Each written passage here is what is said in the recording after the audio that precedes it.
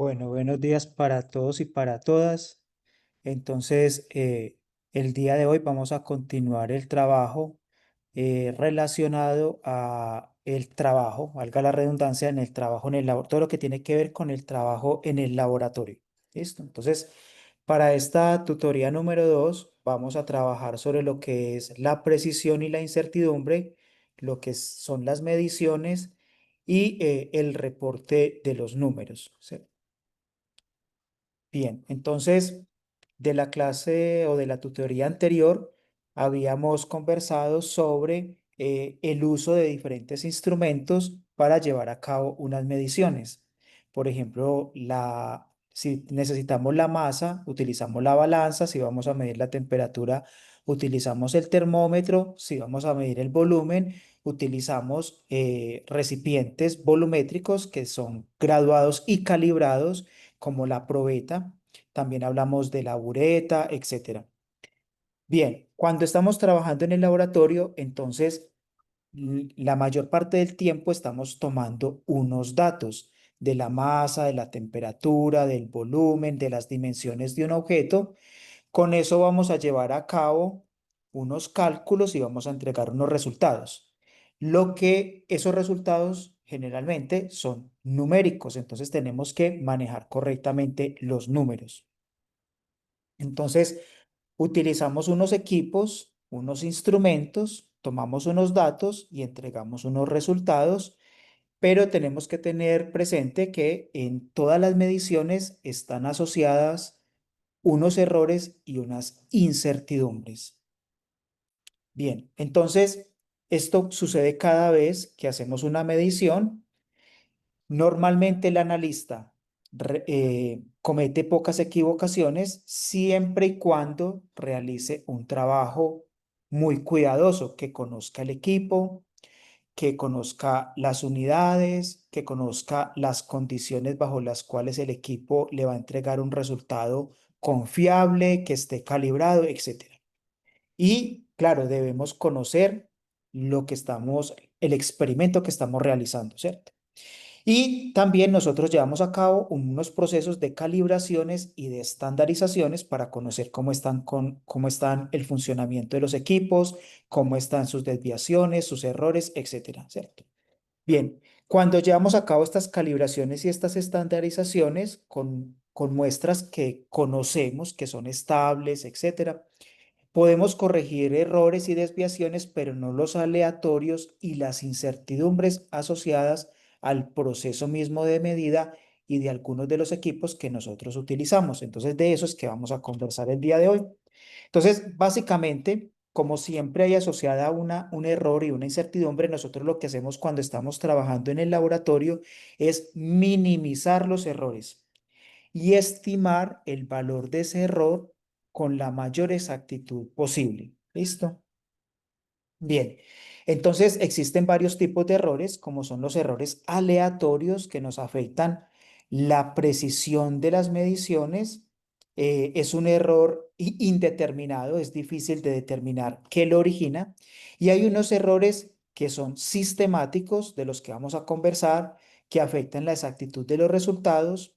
Y hay unos errores brutos que muchas veces sí son cometidos por el analista y que ocurren de manera ocasional y que también nos afectan el valor de las mediciones que estamos llevando a cabo.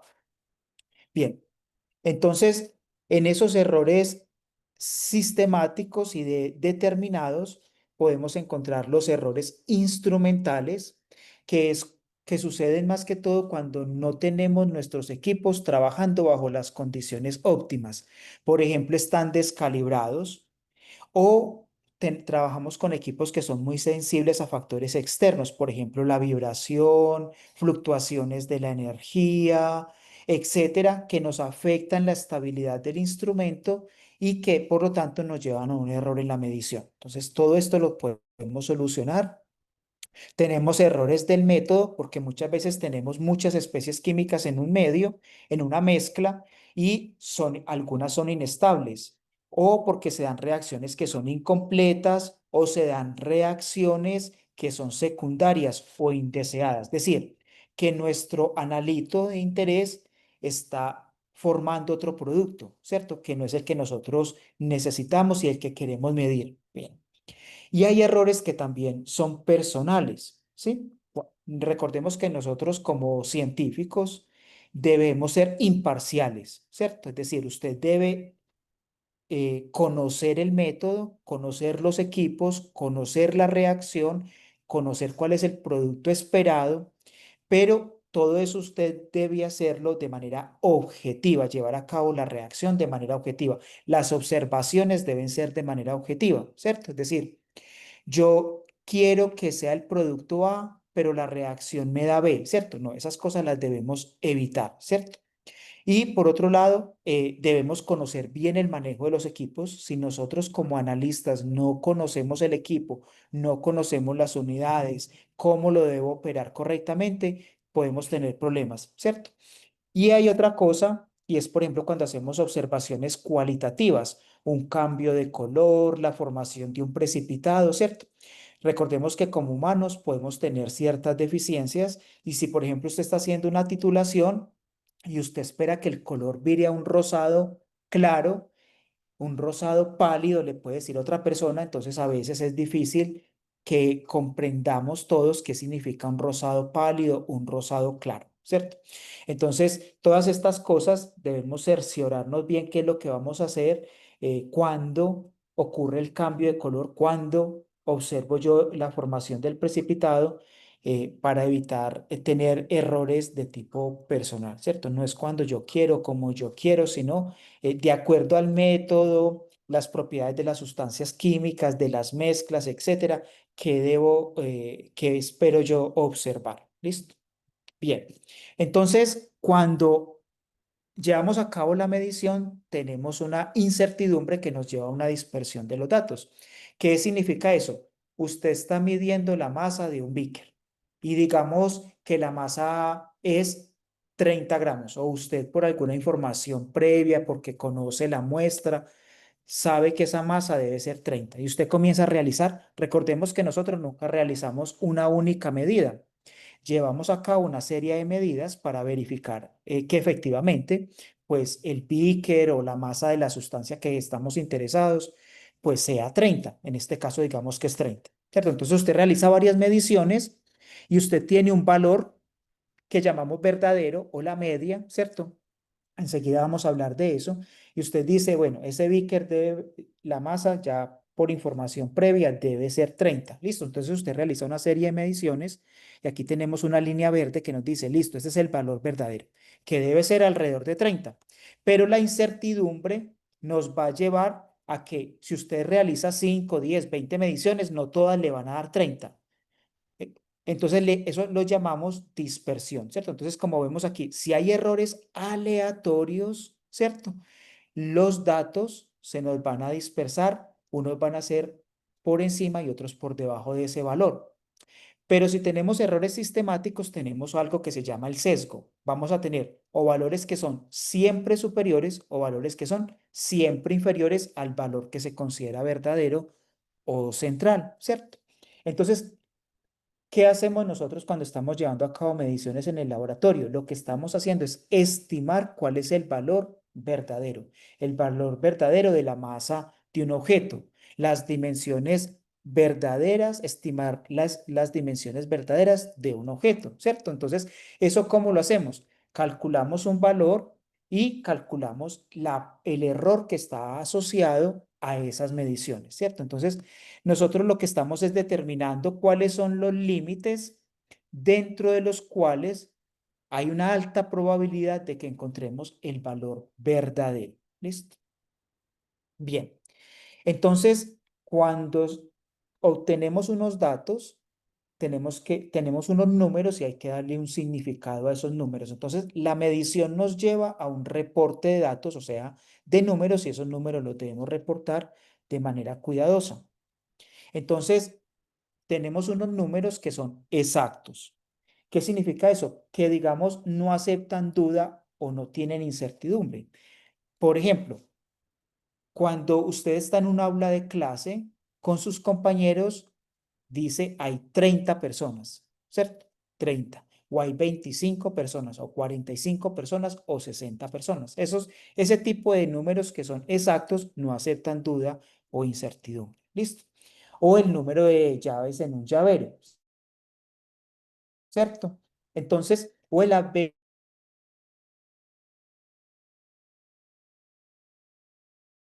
veces que usted realiza un análisis,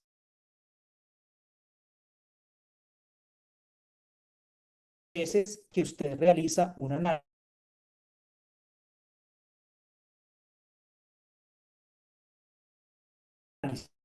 Por ejemplo, usted necesita conocer la mano, un de veces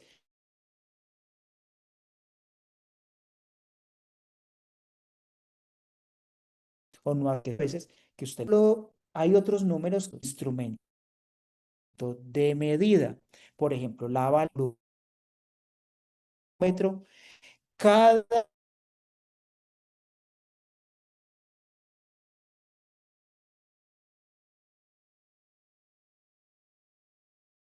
instrumento tiene un acto ya intrínsecamente tiene esa,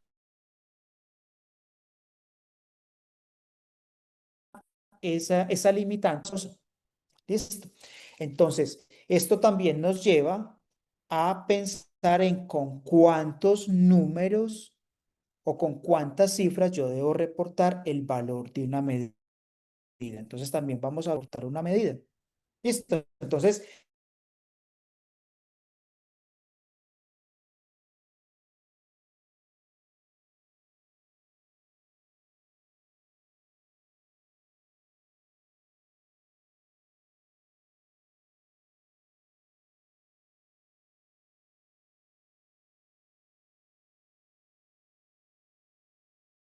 conectado que se llama Daniel, yo creo que la grabación se cortó. Buenos días. De nuevo, parece ser que se cortó la comunicación, entonces, bueno, vamos a continuar con este ejemplo para la expresión de una medida. Les decía que tenemos dos pipetas graduadas en el lado izquierdo, una pipeta cuya escala va en un mililitro. Es decir, yo puedo medir 1 mililitro, 2 mililitros, voy de uno en uno. Esa es la escala, me dice que puedo medir de a 1 mililitro. ¿Listo? Y en la de la derecha, entonces tenemos una pipeta graduada, pero observe que tiene dos escalas, una principal y una secundaria. La principal va de 1 mililitro y una escala secundaria que va de punto uno en punto uno. Es decir, que yo puedo medir 4,1, 4,2, 4,3, 4,4, 4,5, 4,6, 4,7, 4,8, 4,9 hasta 5 mililitros, ¿cierto? Si empiezo pues en 4 y así sucesivamente. ¿Listo? Entonces, en la pipeta de la izquierda, la apreciación del instrumento, la resolución del instrumento es de 1 mililitro. Mientras que en la de la derecha, la apreciación del instrumento, la resolución del instrumento, la incertidumbre del instrumento es de 0,1 mililitro, que es lo mínimo que yo puedo leer ahí, lo que me marca la escala secundaria. Listo, entonces vamos a reportar un volumen medido. En ambos casos, mire que las pipetas están llenas hasta 4 mililitros. Mire que la parte inferior del meñisco está sobre la línea que indica 4 mililitros en la escala principal. Listo. Entonces, en el lado izquierdo, ¿cierto? Yo voy a reportar 4 mililitros, que es lo que estoy leyendo. Ese es el valor. ¿Listo? En el de la derecha, también la parte inferior del meñisco está sobre 4, o sea que yo voy a reportar 4. Pero hay una diferencia. Mire que en el lado izquierdo yo reporto 4 más o menos 1 mililitro, que es la incertidumbre. ¿Cierto? Quiere decir que ese valor medido puede estar entre 3 y 5 mililitros, ¿cierto? Mientras que en el lado de la derecha yo voy a reportar 4,0, ¿cierto? ¿Por qué? Tengo una cifra decimal, porque yo puedo medir de punto uno en punto uno, ¿cierto? Lo mínimo que puedo leer es punto uno. Quiere decir que la incertidumbre es de más o menos 0,1 mililitros, ¿cierto?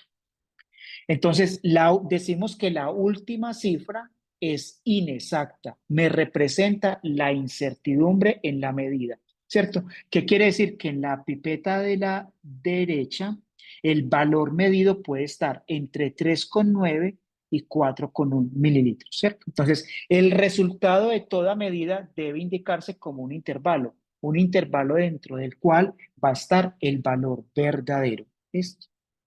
Bien, entonces, ¿cómo expresamos una medida? Entonces vamos a tener medidas que son reproducibles. ¿Qué significa esto? Volvamos con el ejemplo del beaker, ¿cierto? Usted no va a tomar una sola vez la masa, por ejemplo, la va a realizar 5 veces. Entonces usted realiza una serie de medidas de una misma magnitud, en este caso la masa, y se obtienen los mismos resultados. ¿Qué quiere decir?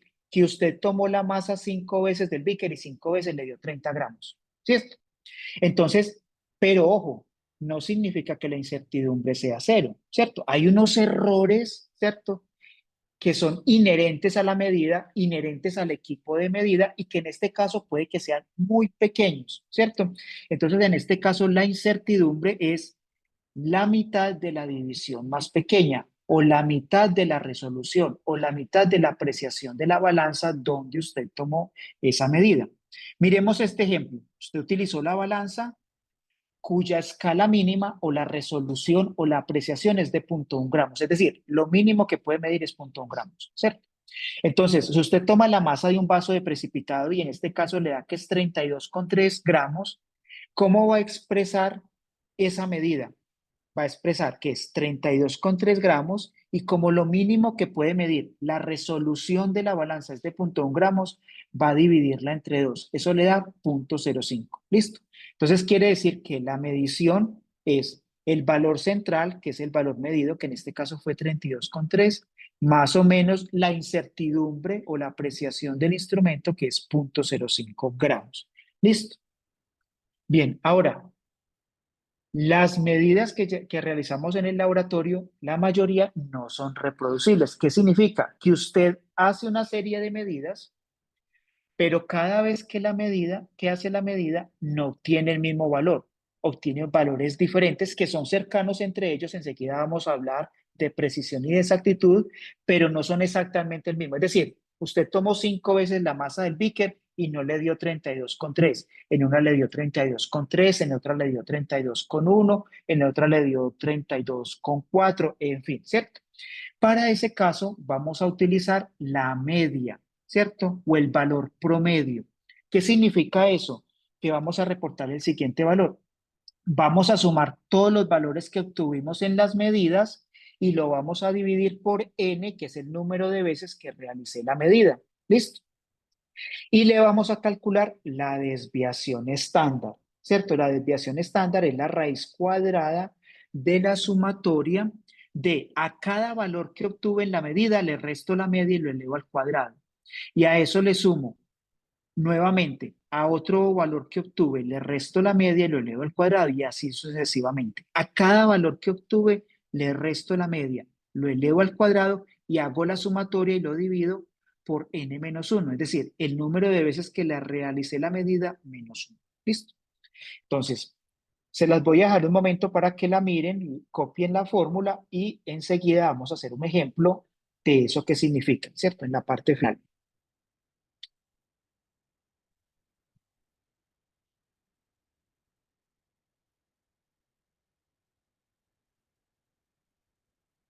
¿Listo? Entonces recuerden, la media o el valor promedio, ¿cierto? Que es sumar todas las mediciones, los valores de las mediciones que realicé dividido por el número total de mediciones que hice. Y la desviación estándar, que es la raíz cuadrada de la sumatoria, que es a cada valor que obtuve, le resto la media, lo elevo al cuadrado y se lo sumo al siguiente, dividido por n-1. ¿Listo? Bien. Entonces, para reportar la medida necesitamos conocer las cifras significativas, ¿cierto? Entonces vamos a expresar una medida, ¿cierto? Y tenemos que considerar con cuántas cifras significativas yo lo debo reportar. Recordemos que el último número o la última cifra es inexacta y me representa la incertidumbre. Entonces volvamos al caso de las dos pipetas graduadas, la que va de 1 en 1 mililitro, cuya apreciación es de 1 mililitro, y la que va de 0,1 en 0,1, cuya apreciación o incertidumbre es de 0,1 mililitro. ¿Listo? Entonces, primero, ¿qué son las cifras significativas? Son los dígitos significativos en una cantidad medida o calculada, ¿cierto? Bien, entonces, para la pipeta de la izquierda, yo reporto 4 mililitros, una sola cifra, más o menos 1 mililitro. Pero en la pipeta de la derecha, que yo puedo medir 0,1 mililitro, yo reporto 4,0, ¿cierto? El cero es donde está la incertidumbre, que es de 0,1 mililitro, ¿cierto? Es decir, yo reporto dos cifras significativas, ¿cierto? En la de la izquierda, una sola, y en la de la derecha, dos cifras significativas. ¿Listo? Bien, pero miremos entonces qué es eso de la incertidumbre y las cifras significativas. Si usted mide las dimensiones de un objeto y dice, está en esta dimensión o la longitud o la distancia es de 5 centímetros, tengo una sola cifra significativa porque como está en esta tabla me dice que la incertidumbre es de 1, o sea, de 1 centímetro, ¿cierto? Entonces, yo voy 5 centímetros, 6 centímetros, 7 centímetros, tengo una cifra significativa, la incertidumbre es de 1 porque puedo medir de 1 en 1. Pero puede suceder el caso que con otro instrumento de medida usted pueda medir de 0,1 en 0,1 centímetros. Entonces usted puede medir 5,2 centímetros, 5,3 centímetros, 5,4 centímetros. Entonces en este caso tengo dos cifras significativas. Puede llegar el caso de que usted tenga un instrumento cuya incertidumbre esté en el 0,01, ¿cierto? Entonces después de la coma, tengo dos decimales, ¿cierto? Entonces, recuerde, entonces con ese instrumento usted midió 54,32 centímetros. La incertidumbre está en el 2 o la cifra inexacta o donde hay una duda está en el 2, que es la última cifra, ¿cierto? Si mide 651 con un instrumento cuya incertidumbre es de 1, entonces tengo tres cifras significativas. Puedo medir 651, 652, etc. ¿Listo? Bien, entonces miremos cómo se interpreta esto de las cifras significativas. Hay varias reglas. La primera es, todo número diferente de cero es una cifra significativa. Entonces volvamos a la tabla de la longitud, donde estábamos midiendo las dimensiones de un objeto o la distancia. 5 centímetros tiene una cifra significativa, 5,22, 54,32, 4 y 651, 3. ¿Por qué? Porque todas son números diferentes de cero. Todos son cifras significativas.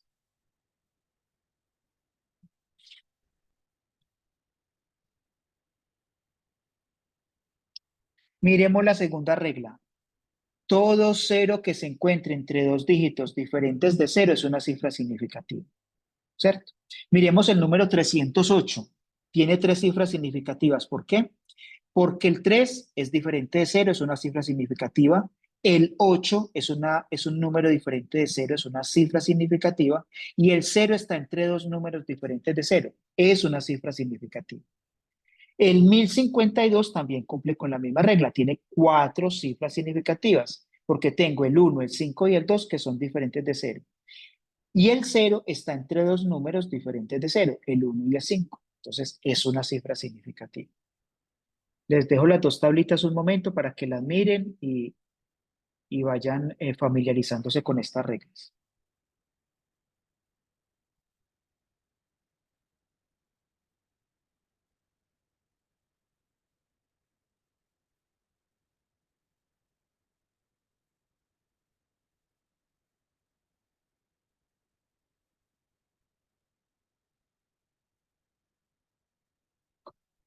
Bien,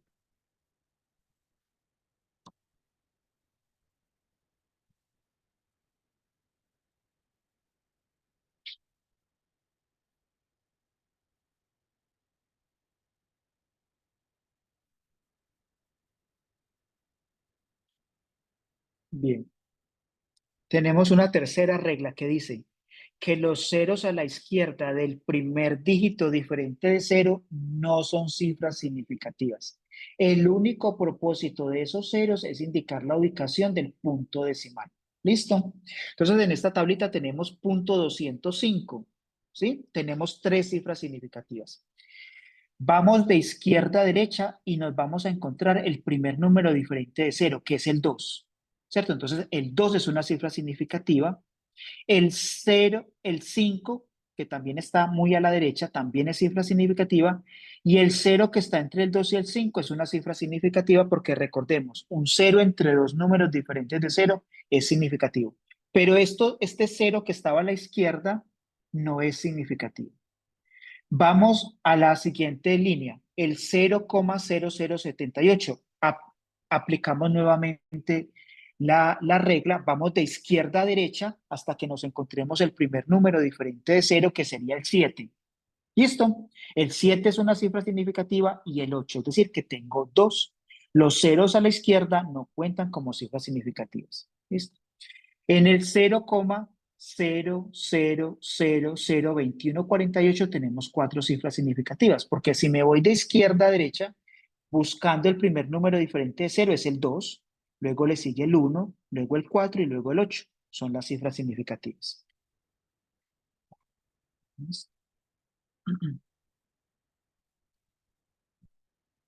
Bien, ahora, trabajar con números muy pequeños o muy grandes es muy complicado, ¿cierto? Nos puede llevar a errores, etcétera. Entonces, trabajamos con notación decimal. Recuerde que todo número se puede escribir en notación decimal y eso muchas veces nos facilita para observar y determinar cuáles son las cifras significativas. Entonces, esta tablita es la misma que les acabo de mostrar, escritos los números en notación científica. Enseguida les voy a decir cómo lo hacemos, pero primero terminemos las reglas para determinar cuáles son las cifras significativas. Existe una regla número 4. En principio, todos los ceros a la derecha de una cifra diferente de cero son cifras significativas. Recuerde, ceros a la derecha de una cifra significativa. Entonces tenemos el número 1,00. Tenemos tres cifras significativas. ¿Por qué? Porque después del 1 y la coma hay dos ceros. Están a la derecha, son dos cifras significativas. El 5,2300. Los dos últimos ceros, el 5 es una cifra significativa, el 2 y el 3 y los dos ceros a la derecha son cifras significativas. Lo mismo sucede en el 8,50300. Hay seis cifras significativas. ¿Listo? ¿Por qué? Porque vamos de izquierda a derecha. 8, cifra significativa. 5, cifra significativa. El cero que le sigue está a la derecha del 5 y además está entre dos números diferentes de cero. Es una cifra significativa. El 3 es una cifra significativa y los dos ceros que están a la derecha son cifras significativas, ¿cierto? ¿Listo?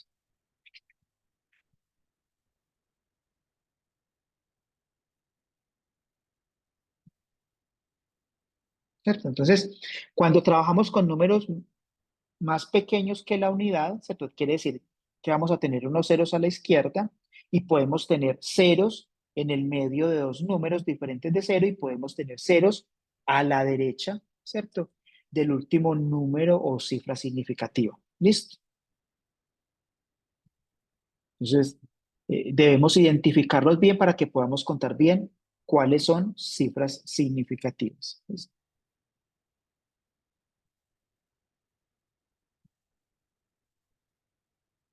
Bien, entonces vamos a hacer un pequeño ejercicio, un ejemplo, un pequeño ejemplo. ¿Cuántas cifras significativas tienen las siguientes cantidades? ¿Listo?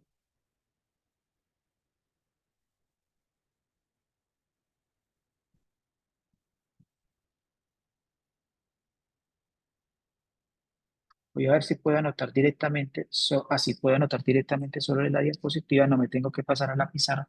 Les voy a dar un minuto para que ustedes analicen las cifras que les estoy presentando y determinen cuáles son las cifras, cuáles son las cifras significativas en cada uno.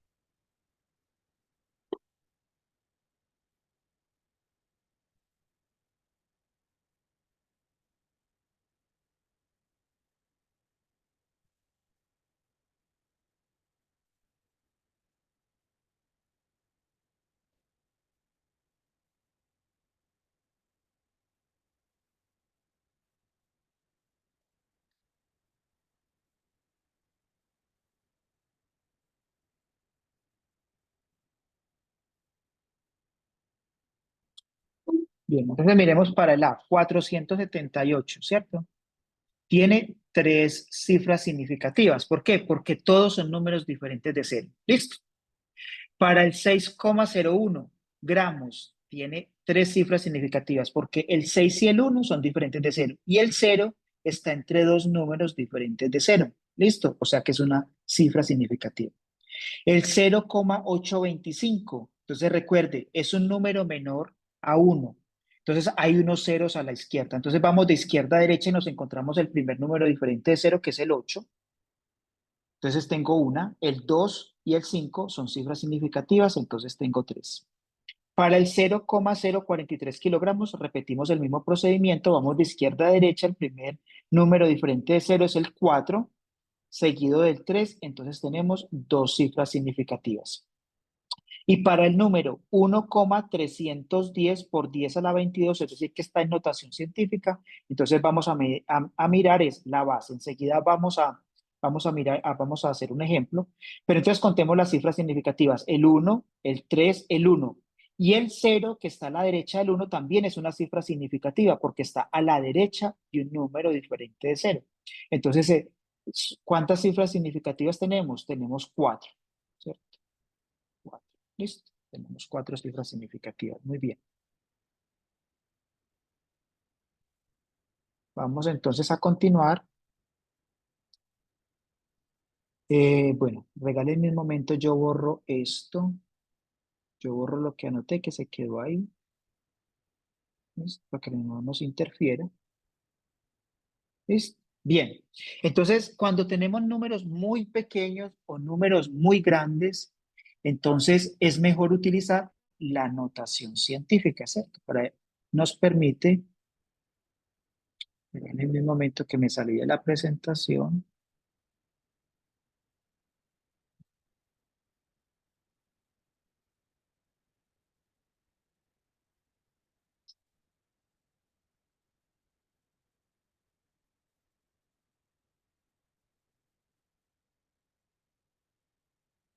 Regáleme un momento.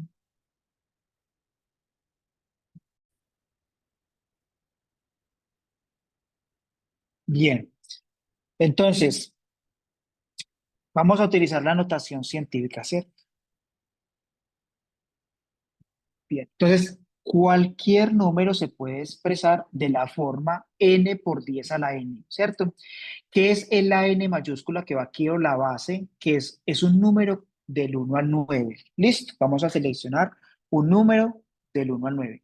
Y n es un exponente que puede ser un entero positivo o negativo, ¿sí? Entero positivo o negativo. ¿Listo?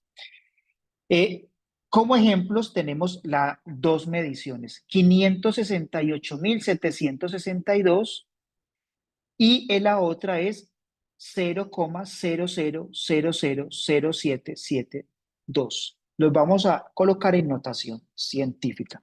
Observe que en el primer ejemplo, el 568.762 es un número mayor a la unidad, mayor que 1, mientras que el 0,00000772 es un número inferior a la unidad. Entonces vamos a expresar ambos en notación científica. ¿Listo? Entonces voy a volver a escribir, ¿cierto?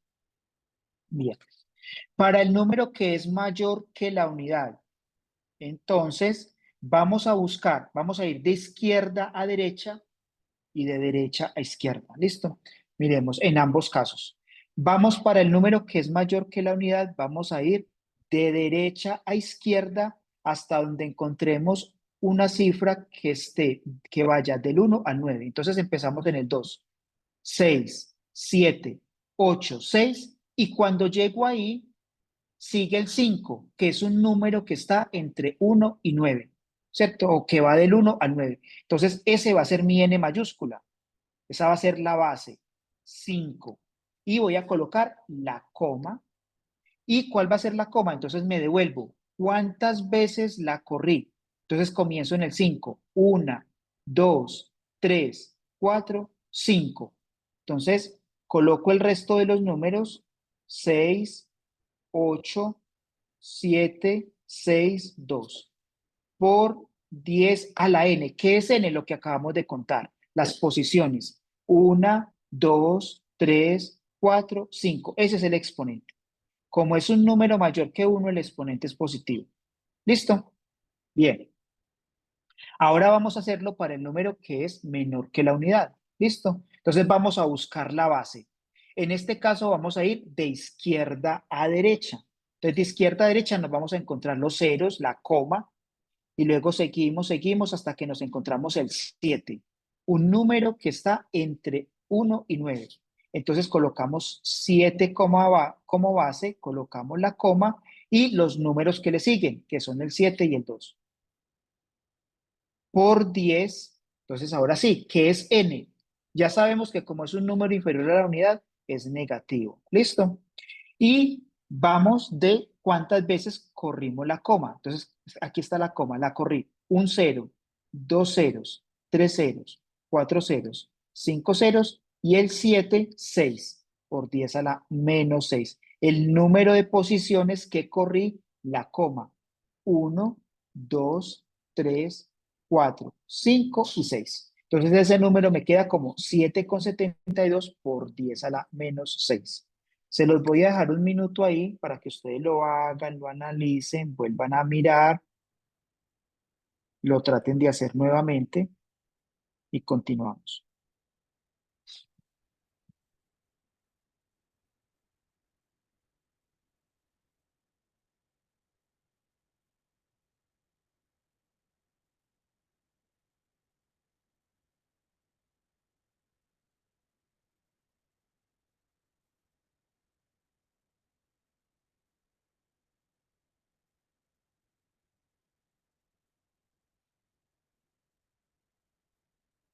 ¿Listo? Bueno, ustedes lo siguen trabajando.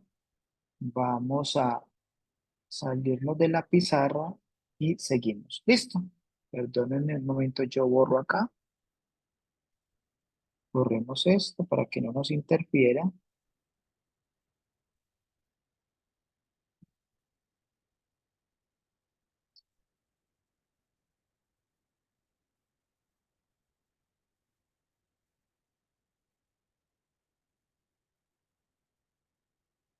Listo.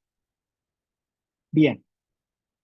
Ahora, si el exponente n minúscula, es cero, ¿cierto? Quiere decir que el número no está expresado en notación científica. Por ejemplo, si usted tiene 74,6 por 10 a la cero, 10 a la cero es uno, entonces equivale a 74,6. Quiere decir que no está expresado en notación científica.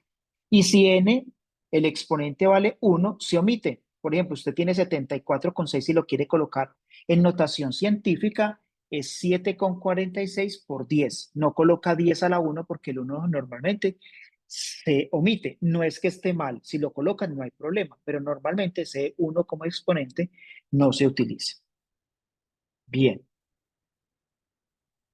sigamos acá pasando. Bien, ahora vamos a ver las cifras significativas en los cálculos, ¿cierto? Y cuando hacemos esos cálculos debemos muchas veces realizar un redondeo de cifras. ¿Listo?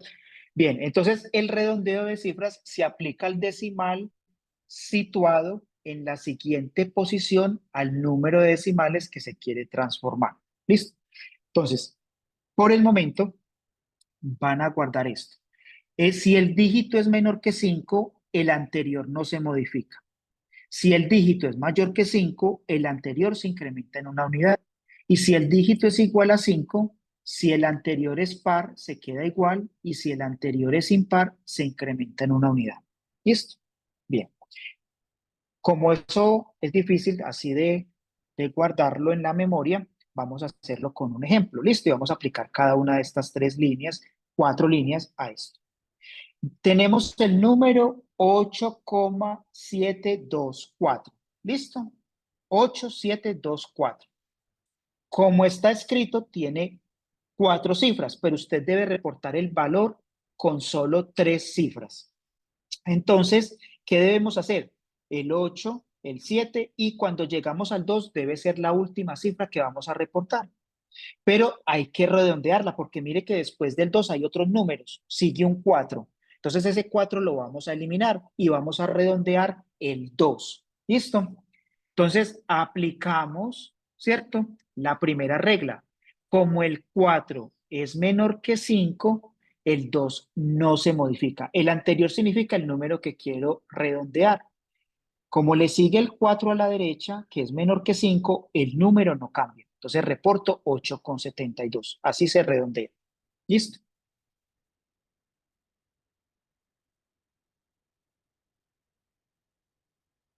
Bien. Miremos, sigamos con esa una cifra parecida, el 8,727. Nuevamente, tiene cuatro cifras, pero debemos reportar solo tres cifras, ¿cierto? Entonces, y con dos decimales. Entonces, vengo el 8, el 7 y nuevamente me encuentro el 2 y analizo cuál es la cifra que le sigue a la derecha. Un 7. Como el 7 es un dígito mayor que 5, quiere decir que el 2 lo debo incrementar en una unidad. Entonces lo redondeo a 3 y me queda la cifra 8,73.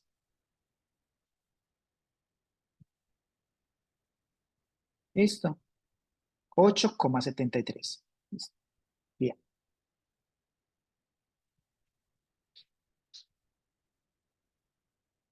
bien. Ahora miremos la cifra 0,425. ¿Listo? 0,425. Debemos reportarlo con dos cifras, con dos decimales, ¿cierto? Entonces, ¿qué significa eso? Y tengo tres decimales. Entonces, vengo de izquierda a derecha y me encuentro con el 4 y el 2 y el 5.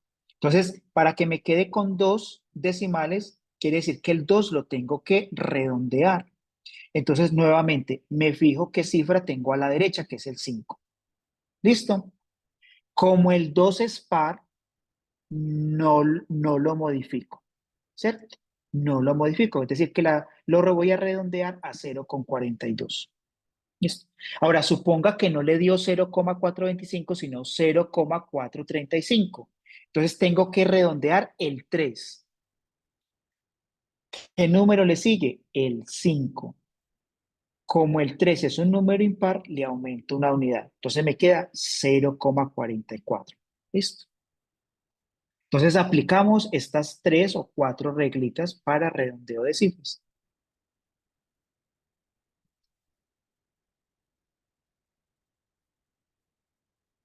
Entonces se los voy a dejar un minuto para que lo analicen, lo revisen y miren qué tal les va. ¿Listo?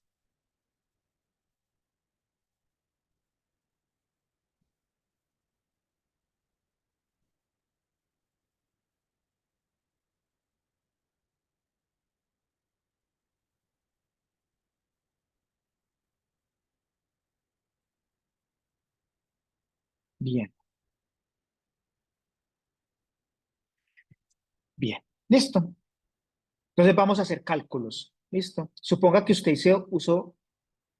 realizó 5 mediciones o 5 réplicas durante algún proceso de medición y obtuvo estos valores 61,60, 61,46, 61,55 y 61,61. Entonces mire que no son reproducibles, ¿cierto? Listo. Entonces vamos a calcular la media, ¿cierto? Vamos a calcular la media. La media nos da 61,555. Recuerde que sumar todas las mediciones y dividirla por el número de mediciones, en este caso fueron 4.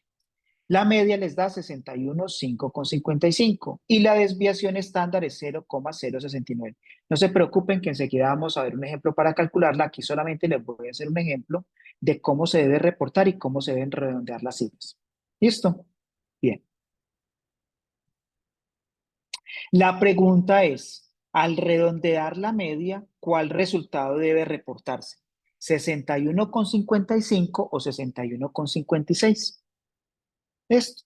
Entonces aquí nos dice 61,56 más o menos 0,07. Es decir, redondeamos tanto la media como la desviación estándar. Listo, y ya les voy a decir por qué. Entonces empecemos con los cálculos. Enseguida volvemos a ese otro ejemplo. Sumas y restas. La respuesta no puede tener más dígitos a la derecha del punto decimal que los presentes en los números originales.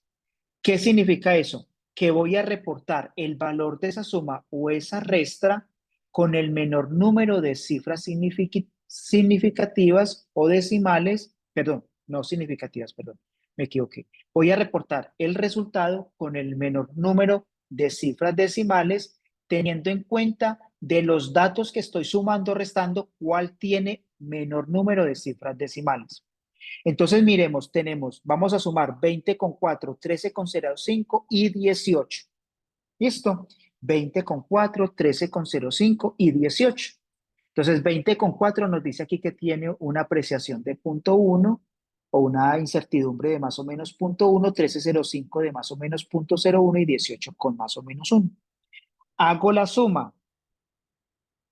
Entonces, de los valores centrales, 20 con 4, 13 con 0,5 y 18. Y me da un valor en la calculadora, o si usted lo hace manualmente, le da que es 51 con 45. Pero cuando miramos los valores que sumé, 20 con 4, 13, 0,5 y 18, vemos que el 18 no tiene cifras decimales. Entonces quiere decir que el resultado lo debo reportar sin decimales. Entonces tengo que, el 51 con 45 lo tengo que redondear, ¿cierto?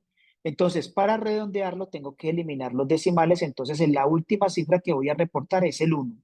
Como el número que le sigue es 4, es menor que 5, el 1 no se cambia.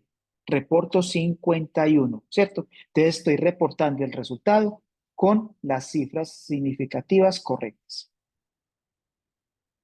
¿cierto? Bien. Ahora hagan ustedes este ejemplo.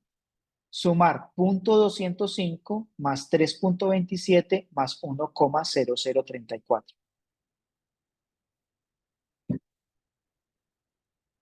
¿Listo? Entonces en la calculadora, o si lo hace manual, le da que la suma total de esos números es 4,4784. ¿Listo? Bien. Ahora, si analiza los datos, ¿cuál tiene menor número de cifras decimales? El 0,205 tiene 3, el 3,27 tiene 2 y el 1,0034 tiene 4.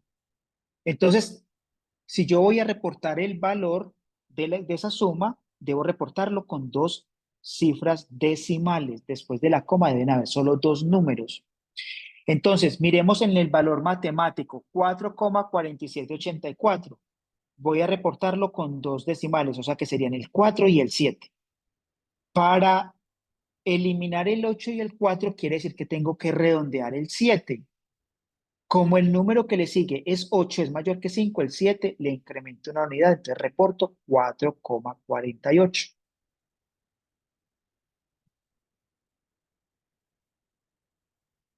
¿Listo? 4,48.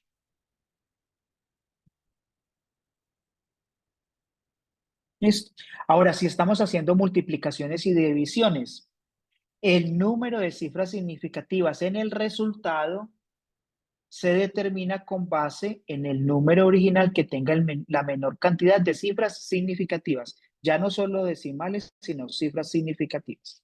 Entonces vamos a multiplicar 2,8 por 4,5039.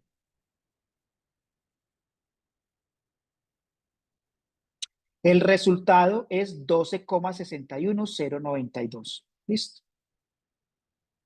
Pero miremos en los números que estoy multiplicando que el 2,8 solo tiene dos cifras significativas, es el de menor cifras significativas. O sea que el resultado lo debo reportar con dos cifras significativas. Y tengo 12,61092. El 1 y el 2 son cifras significativas y ya tengo el máximo número de cifras significativas. ¿Qué significa? Que para eliminar el 61092 tengo que redondear el 2. Como el número que le sigue a la derecha es mayor que 5, le incremento una unidad, o sea que reporto 13, ¿cierto? Y el 13 significa que tengo dos cifras significativas. Ahora miremos una división o cociente. Voy a dividir 6,85 entre 112,04. ¿Listo? El resultado en la calculadora es 0,0611, 388, 789. ¿Listo? Son muchos números, pero si vengo a los números de las mediciones, fue 6,85, tiene tres cifras significativas y el 112,04 tiene 5. Entonces debo reportarlo con el que tenga el menor número de cifras significativas, que es 3. Entonces vamos de izquierda a derecha en el resultado. Tengo un 0,0, Me encuentro con el primer número diferente de 0, el 6, una cifra significativa. El 1, una cifra significativa. Y el otro 1 es otra cifra significativa. Voy a eliminar el resto de números. Quiere decir que el último 1, ¿cierto? Lo tengo que redondear. El número que le sigue es 3, es menor que 5. O sea que el 1 no se cambia, se deja como 1. O sea que el resultado es 0,0611. Listo, ahí tengo tres cifras significativas y ya redondeé la última cifra.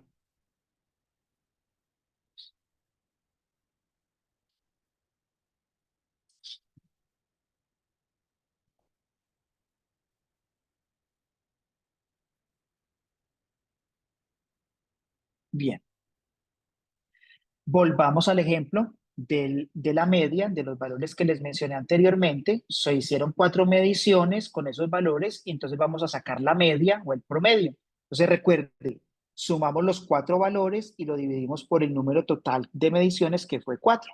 Recuerde que el 4 es un número exacto, ¿sí? El 4 es un número exacto. Entonces, ese no cuenta para las reglas del redondeo ni de cifras significativas, porque acuérdese que el 4 no acepta incertidumbre o error, ¿cierto? Es un número exacto. Entonces, ¿qué debemos hacer? Sumamos los números del numerador. Es una suma.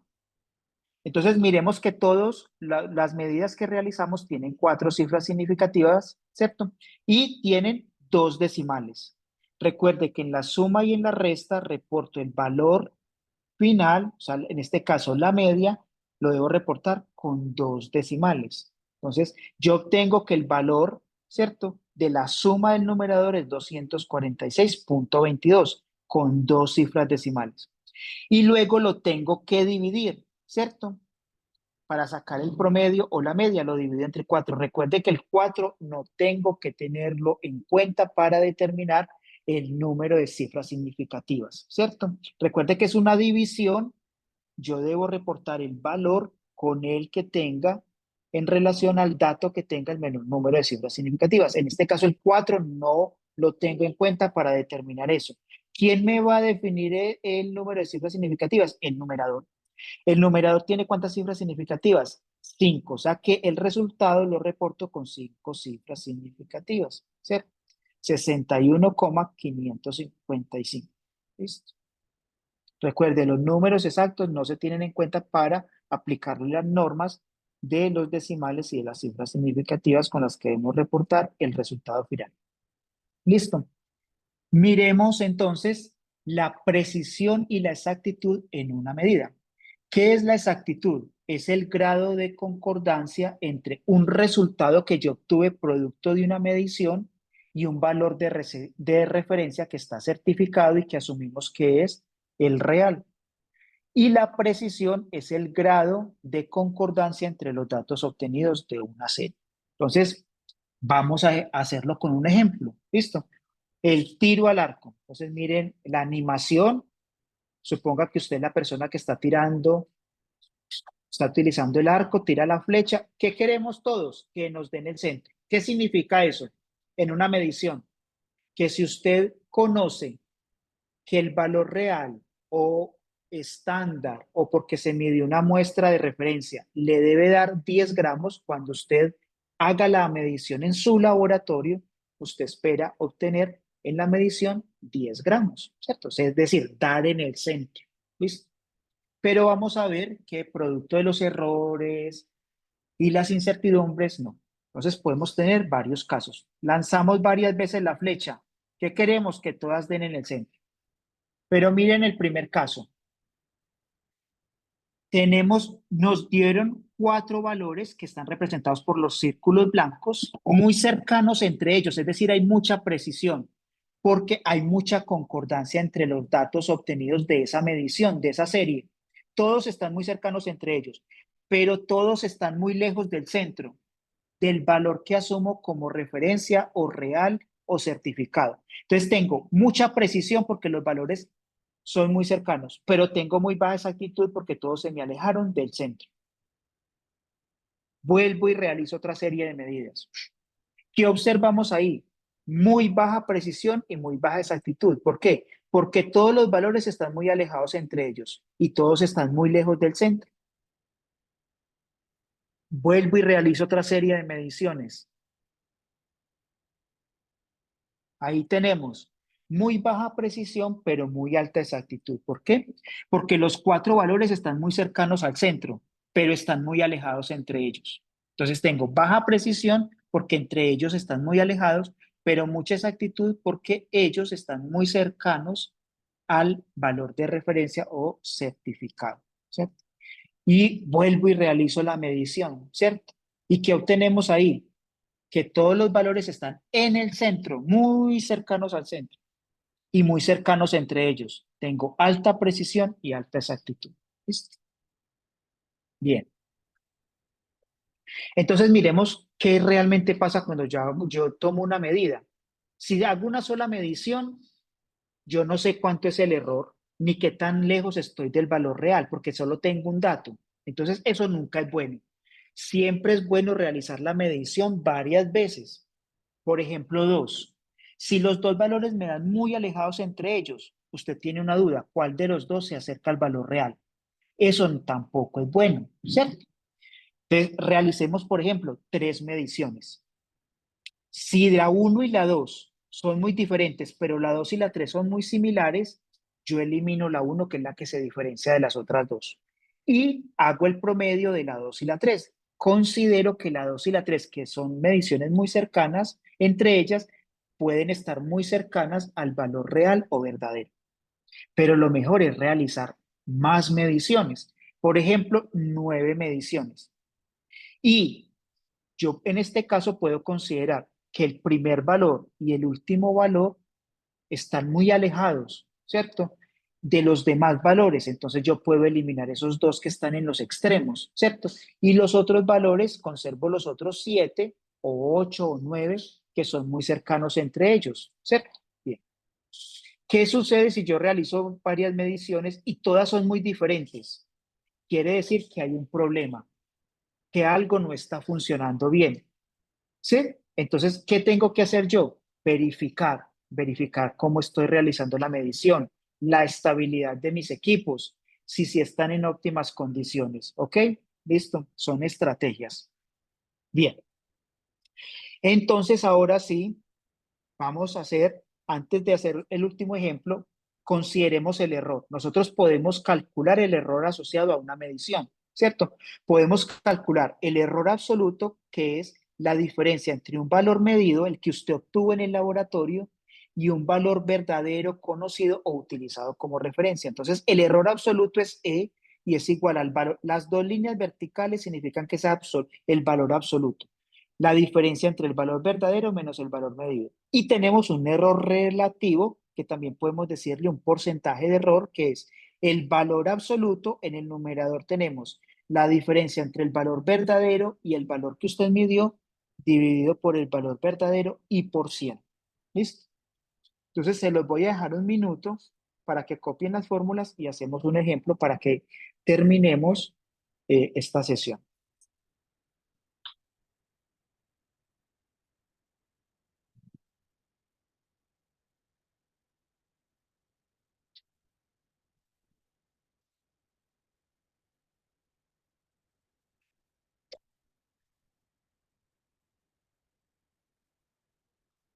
Listo.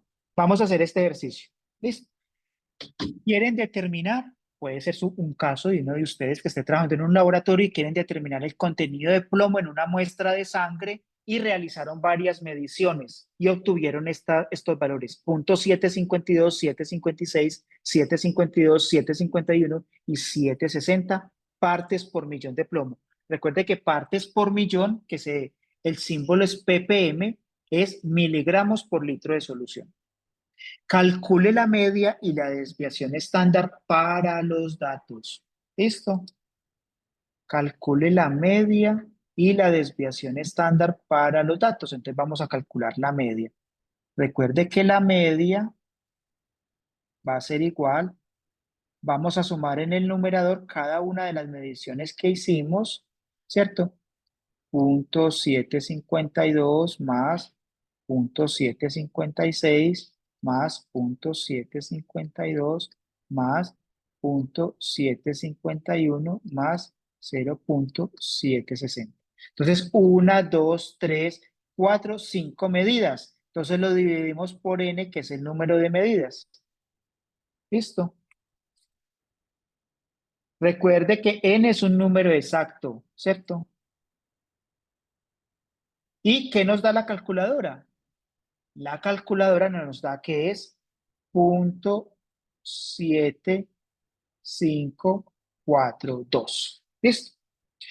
Recuerde que 5 no es un cociente, 5 no lo tenemos en cuenta porque es un número exacto, entonces en el numerador tenemos una suma y en la suma debemos reportar el valor con, con el menor número de cifras decimales con relación a de las mediciones, cuál tiene el menor número de cifras decimales. En este caso, todos tienen 3 cifras decimales, entonces debo reportarlo con 3 cifras decimales. Entonces tengo 0,7 primera cifra decimal, 5 segunda cifra decimal, 4 segunda cifra decimal. Quiere decir que debo eliminar el 2, o sea que debo redondear el 4. Como el número que le sigue es menor que 5, el 4 no se cambia. Entonces, la media es 0.754 partes por millón. Ahora, vamos a calcular la desviación estándar. Regáleme un minuto. Vamos a calcular la desviación estándar. ¿Listo? Entonces, recuerde que la raíz cuadrada, en el numerador tenemos a cada medición le vamos a restar la media. Entonces empiezo en .752 menos .754 y lo elevo al cuadrado. Más, recuerde que es una sumatoria, al segundo valor, .756, le resto la media y lo elevo al cuadrado. Más el tercer valor,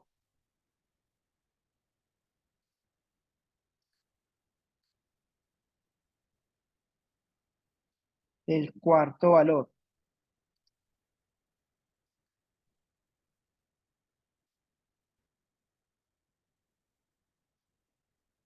el quinto valor.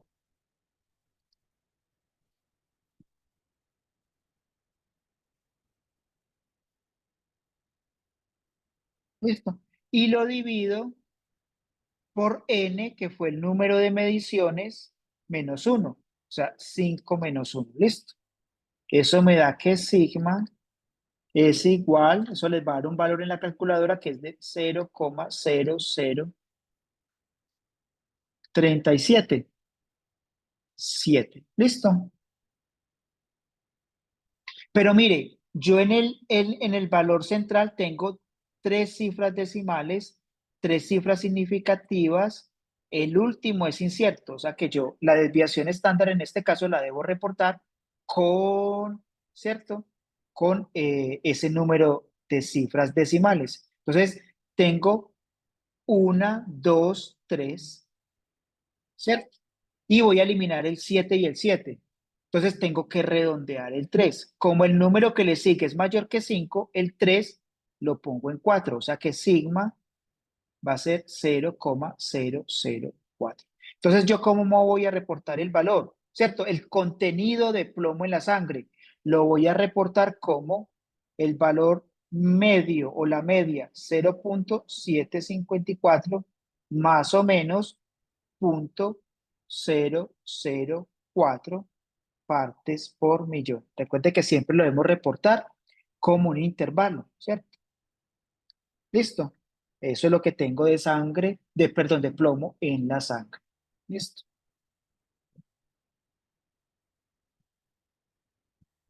¿Listo? Ahí pues en la diapositiva está cómo se hizo, ¿cierto? Ahí está cómo se redondeó. Ustedes lo hacen. ¿Listo? Bien, para que agilicemos porque se nos fue el tiempo, pero no hay problema, vamos a hacer otro ejemplo. Yo se los dejo para que ustedes pues luego con el video lo practiquen. Vamos a hacer los dos últimos ejemplos. Voy a borrar, de todas maneras, voy a borrar acá.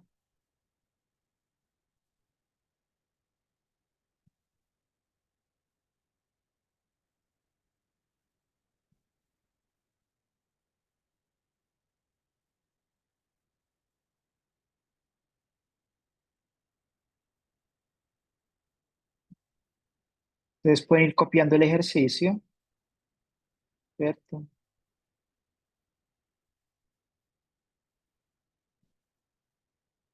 Igual ya que borré, me voy a devolver un minutico para que miren en la tablita anterior, pues cómo es la solución, ¿cierto? Ahí les queda en el video, listo. Entonces, el primer ejercicio dice que en un experimento en el laboratorio querían determinar la densidad de un alcohol industrial e hicieron lo siguiente. Se pesó un pignómetro vacío. Ah, interesante. De la clase anterior no miramos, no estaba ese instrumento que es el pignómetro. Se los voy a dibujar acá. Es más o menos un recipiente volumétrico calibrado con un único volumen y que tiene un tapón. Tiene un tapón y él viene con un único volumen, por ejemplo, 5 mililitros o 10 mililitros. Quiere decir que cuando usted lo llena y lo tapa, tiene ese volumen, ¿cierto? Él viene calibrado. ¿Listo? Bien, eso es un pignómetro para medir volúmenes y luego nos permite determinar la masa de ese volumen. Entonces, utilizaron un pignómetro vacío, entonces tomaron el pignómetro con el tapón vacío, quiere decir que es sin líquido y tiene 20 mililitros de capacidad, ese es el volumen, y la masa del pignómetro vacío fue igual a 18,5 gramos. ¿Listo? Luego el pignómetro lo llenaron con el etanol, lo secaron y lo pesaron. Y entonces la masa del pignómetro más el etanol les dio que pesaba 31,5 gramos, ¿cierto? Listo. Entonces, vacío y luego el pinómetro más el etanol les pesó 31,5. Entonces, diga, calcular la densidad experimental del alcohol. Recuerde que densidad es igual a masa sobre volumen, ¿cierto? Entonces, densidad de ese alcohol es igual a la masa del alcohol sobre el volumen del alcohol. ¿Cuál es la masa? Es la diferencia. Si yo a la masa del pinómetro más el etanol le resto la masa del pinómetro vacío, me da la masa del etanol. Entonces es 31,5 menos 18,5 gramos, ¿cierto? Sobre el volumen, que son 20 mililitros. Recuerde que en el numerador tengo una resta.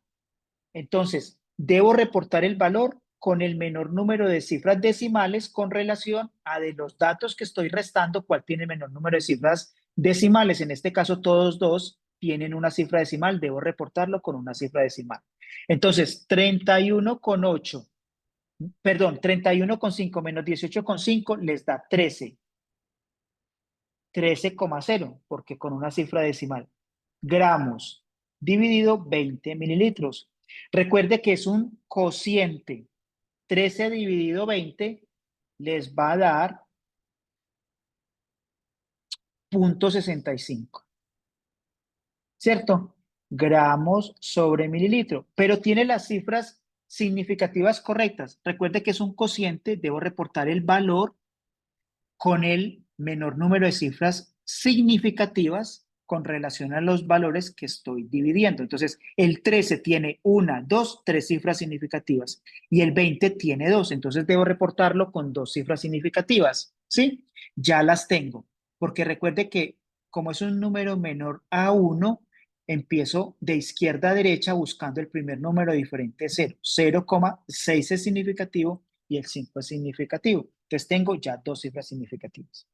Ahora dice, Este es el valor experimental, esta es la densidad del etanol. Ahora dice, si el valor teórico o de referencia o asumido como verdadero para ese alcohol industrial es de 0,78 gramos por mililitro, determine el porcentaje de error en la práctica de laboratorio. ¿Listo? Podemos calcular tanto el error absoluto como el porcentaje de error. Entonces recuerde que el error absoluto es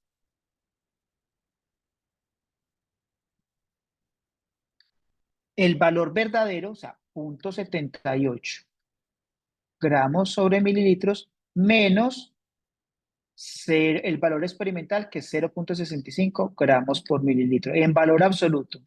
¿Listo? En valor absoluto les da que el error absoluto es de 0,13. Hay una diferencia de 0,13 entre los dos. Y el porcentaje de error, entonces recuerde que es el valor absoluto en el numerador, la diferencia entre el valor verdadero o de referencia menos, ustedes le colocan las unidades, ¿sí? Para que agilicemos, menos el valor experimental, que es 0,65, sobre el valor verdadero y por 100. Eso les da que el porcentaje de error es 16,67%. Es decir, que hay una desviación, ¿cierto? Una incertidumbre del 16 o un error asociado a esa medición y a esos cálculos de 16,67%. ¿Listo? Bien. Entonces, yo se los dejo ahí les queda en el video para que ustedes pues lo repasen. No sé si en el chat tengan alguna duda, no he visto que escriban. Entonces ya ustedes lo practican y bueno, eso era todo lo que tenía. Ahí están las respuestas, se las voy a borrarles acá para que les queden ahí pues las respuestas, ¿cierto? Ustedes luego lo verifican, ¿sí? Eh, lo practican, pero para que les quede ahí pues como cómo llegamos pues como a esas respuestas, si quieren practicar luego, ¿cierto? Bueno, voy a mirar el chat antes de irnos. Bien, bueno, Salomé, muchas gracias. Bueno, muchas gracias por la asistencia. Espero que les sea de utilidad. Igual recuerden que los videos van a quedar en el sitio de las Olimpiadas para que lo repasen. Muchas gracias y nos vemos en la próxima sesión.